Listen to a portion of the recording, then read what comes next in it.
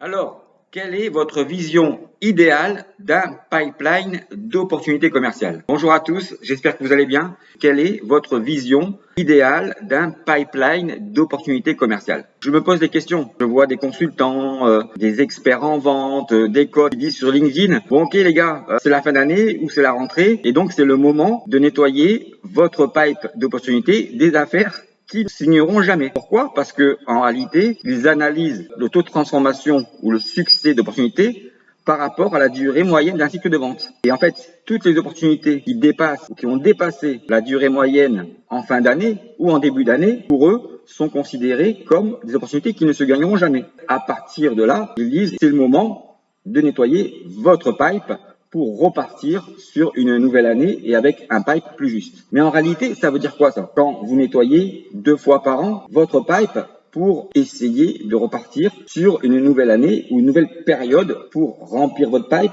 et atteindre vos objectifs. C'est-à-dire qu'en réalité, vos prévisions de vente sont plus ou moins justes que 2 fois dans l'année. C'est exactement cela que ça veut dire. Et quand je rencontre aussi des gens de marketing, des directions commerciales, où je leur dis mais qu'est-ce qu'il faudrait faire pour doubler le nombre d'opportunités que vous avez dans votre pipeline pour espérer doubler quelque part votre chiffre d'affaires?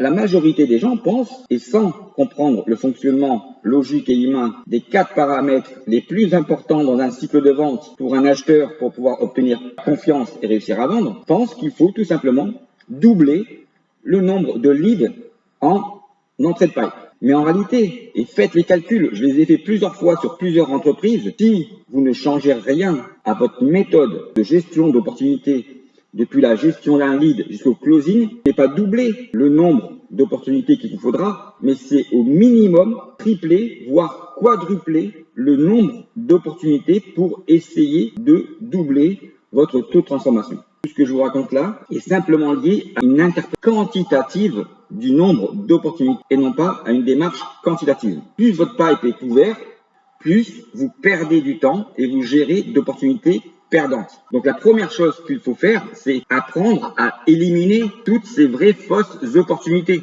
et surtout d'aller chercher de nouvelles opportunités. On peut très bien imaginer, et c'est ce que je dis moi quand je mets en place le fonctionnement du cycle d'achat client. La première chose que va faire le fonctionnement du cycle d'achat client, c'est qu'il va épurer vos opportunités.